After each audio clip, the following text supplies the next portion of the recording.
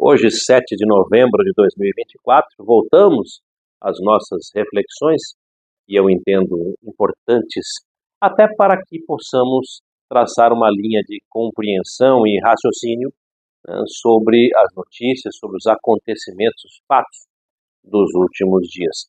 Peço desculpas pela ausência, porque passei por um processo alérgico bastante severo e não estava em condições fônicas, né, de conversar aqui, de traçar essas nossas reflexões. Então, acho que o primeiro grande tema que demanda a nossa conversa, é claro, são as eleições americanas, mas não numa análise metalinguística, uma análise do processo eleitoral em si, mas, na verdade, uma análise de movimento sócio-filosófico, cultural, que levou à vitória do presidente eleito, Donald Trump, que é o conservadorismo, e mais do que o conservadorismo, esta retomada de alguns valores, né, e isso tem acontecido em alguns locais do mundo, né. Mais uma vez, nossa proposta aqui não é uma proposta política, não é uma discussão política, mas é importante entender o que as pessoas estão pensando ao redor do mundo, né. Essa polarização, lados de direita e esquerda, ela acaba escondendo uma reflexão muito mais profunda, que é o entendimento do cidadão no que ele pensa e de como ele expressa a sua forma de enxergar o papel do governo, o papel do Estado na sociedade.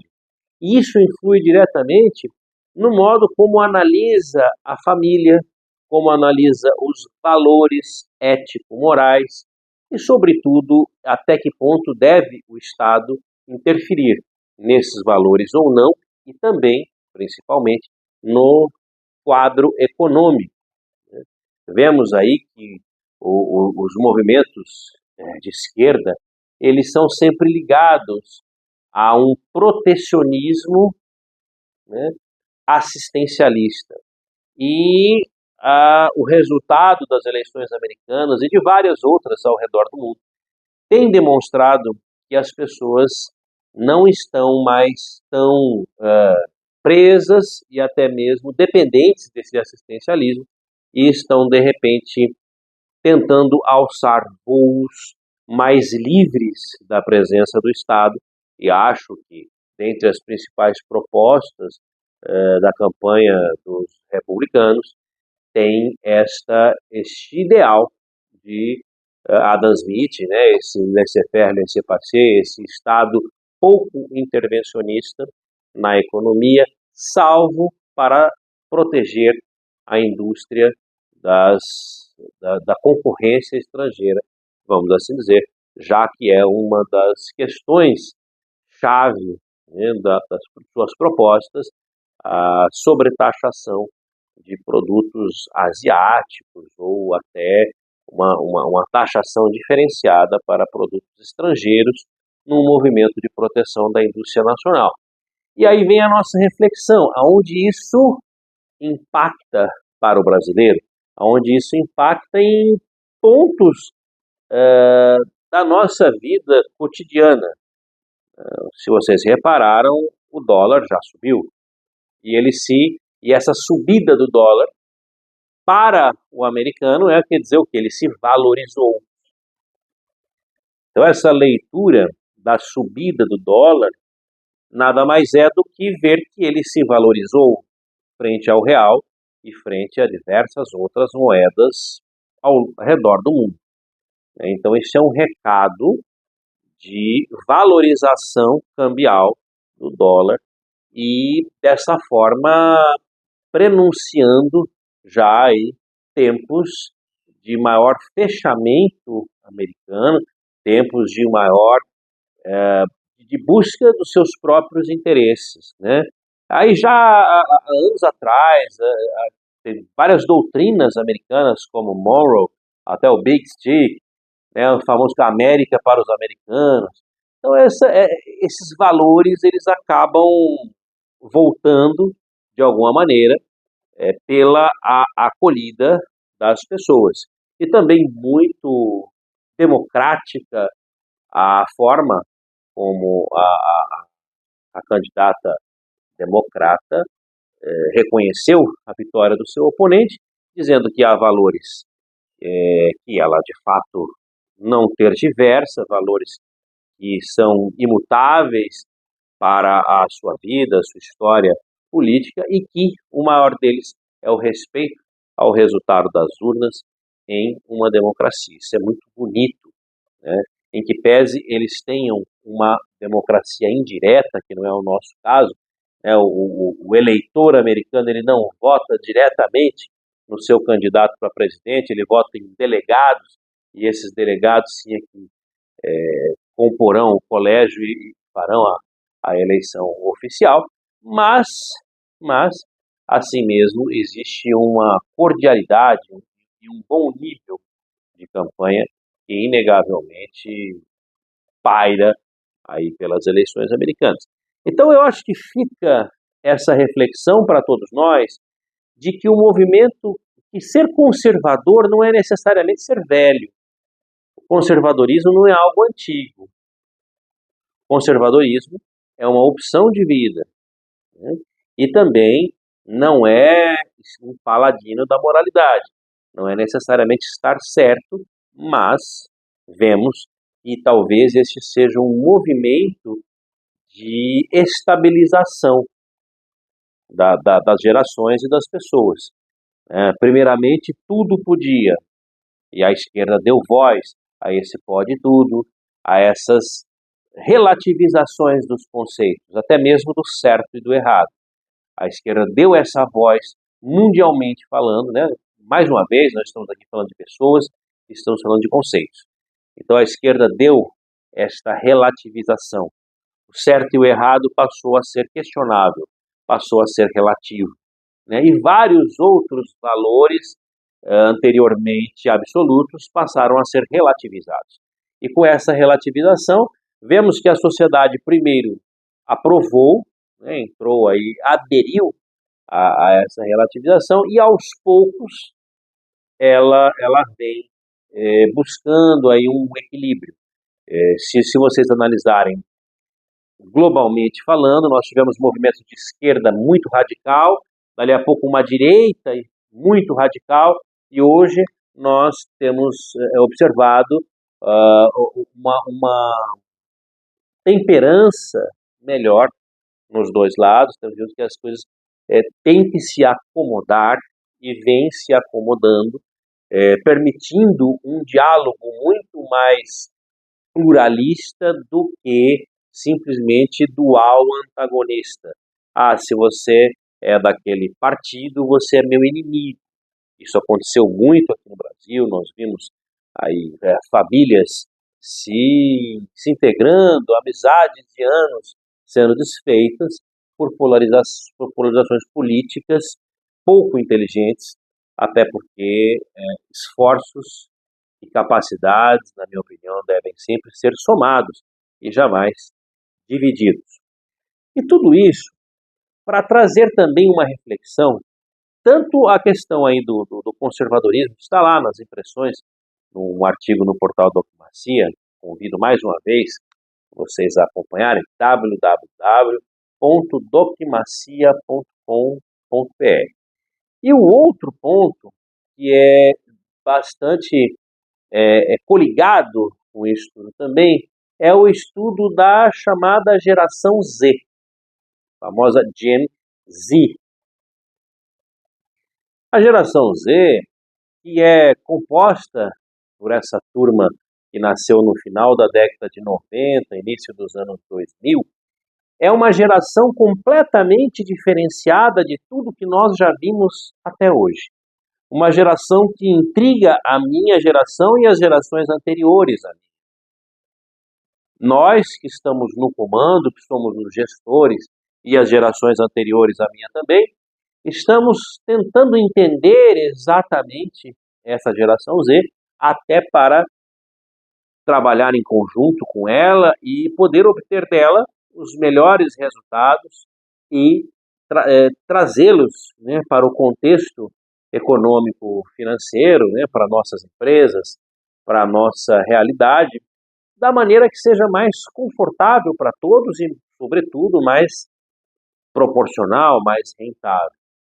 E nós estamos aí diante de alguns desafios, né, como o título da matéria lá do portal da Alcumacia, saúde mental e o que mais importa para a geração Z. A minha geração e as gerações anteriores eram gerações acostumadas a elevar o trabalho ao patamar principal, né, da vida, e a partir desse patamar principal, sendo o trabalho, aceitávamos uma série de coisas, aceitávamos até situações vexatórias, ou muitas vezes que não andavam nos trilhos da legislação trabalhista, por exemplo, mas acabávamos nos submetendo em prol da manutenção do emprego, da manutenção da subsistência da família. Então a geração Z, ela já chega com esse grande diferencial. Ela não se apega. É uma geração que nasceu nas telas. São pessoas que já cresceram sob a égide das grandes empresas de tecnologia, dos smartphones, né? Eles não conhecem o mundo sem telas, então informação para eles é algo comezinho, é algo bem simples. O desafio é como usar e o que fazer com aquela informação, até por isso que são pessoas geralmente muito ansiosas, né, muito imediatistas. E essa imediatitude acaba modificando os padrões de exigência que eles têm, e isso gera conflitos dentro do trabalho. Isso gera conflitos nas empresas, porque há uma diferença de valores. Muitas vezes, um gestor que chama atenção, né, do funcionário seu imediato, ele não está ofendendo ou não está, de alguma forma, atacando a seara pessoal daquele indivíduo. Mas a geração Z, que é uma geração com certeza muito ligada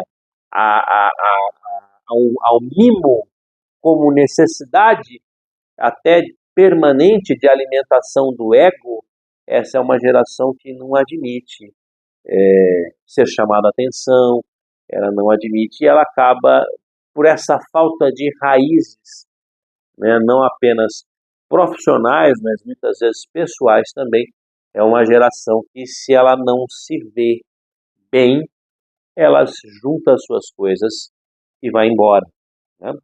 Então, traçando um elo aí com o início da nossa conversa, as pessoas estão curiosamente cada vez mais conservadoras.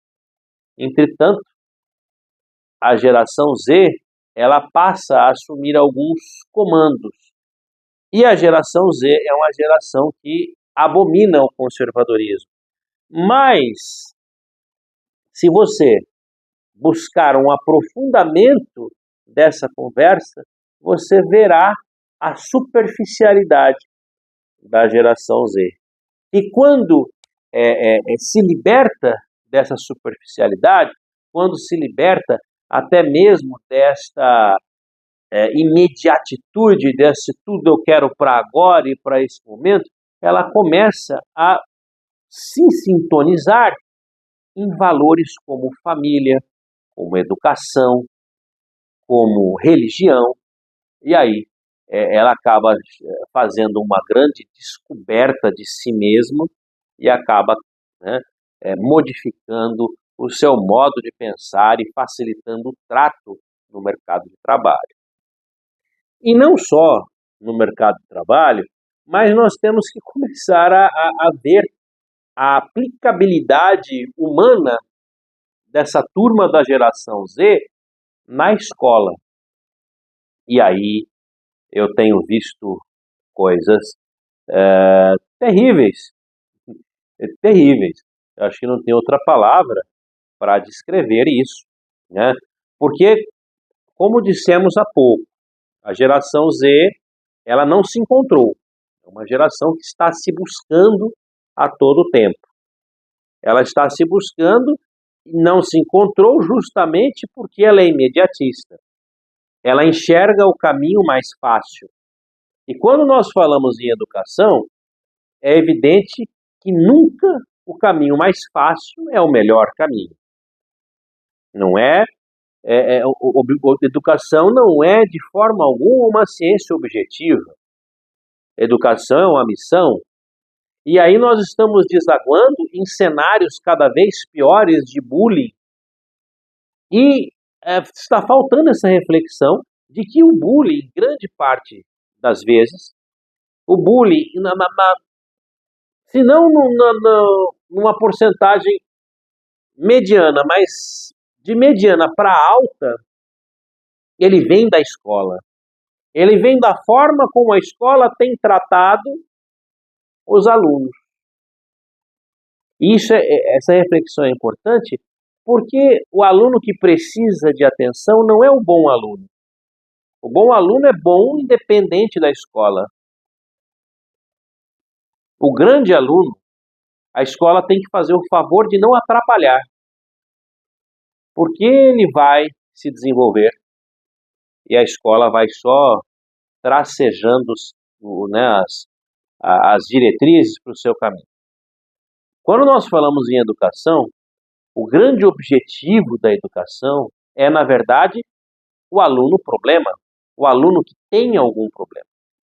Ou o aluno indisciplinado, ou o aluno com falta de educação, ou o aluno com dificuldade na matéria, o aluno que precisa de reforço. Né? Eu volto a dizer, um aluno que não precisa de absolutamente nada, ele não faz uso de praticamente nada da escola também. São méritos dele, não da escola. A escola tem que ter a capacidade de se desenhar e se redesenhar para transformar. Educação transforma vidas. Então a educação tem que saber, tem que conseguir, a escola tem que assumir e de fato fazer essa tarefa de transformar o aluno que dá algum tipo de problema ou o aluno que tem algum tipo de dificuldade em um aluno, no mínimo, mediano ou regular. Senão não tem sentido, não adianta nada. E o que nós vemos, infelizmente, de uma forma cada vez mais latente, é alguns indivíduos, também da geração Z, ou que foram contaminados pela geração Z, que também acontece, simplesmente se valerem de rótulos, né, muitas vezes até preconceituosos, para justificarem a sua incompetência, para justificarem a sua inépcia profissional e transferirem para o aluno uma obrigação que é sua. A escola tem um papel fundamental na vida das crianças, por exemplo, no que diz respeito à orientação comportamental pedagógica. É claro que não se pode tirar a responsabilidade dos pais, mas os pais educam, a escola ensina. E se a escola não ensinar, ou deixar de ensinar, ou ensinar a menor, porque o aluno é indisciplinado, porque o aluno é ruim, ela perde completamente a sua função de ser, ela é inócua, ela não tem valor para nada. Então a escola que só dá conta de aluno bom, não é escola, é desfile. É desfile de bons alunos. É casa comercial de fazer propaganda. É aquela escola, não sei quem passou no Enem, tirou nota boa no Enem. Não sei quem passou no vestibular. Isso é escola mercantil. Agora a escola, de fato, que se preze ser escola, ela precisa acolher e transformar.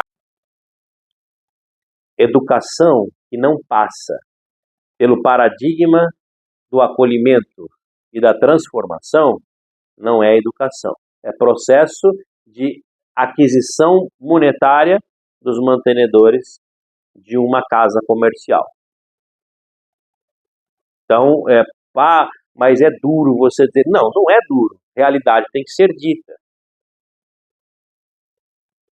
Omissão e incompetência em escola não podem acontecer, porque afinal estão prejudicando e estão maculando para todo sempre a biografia de uma pessoa.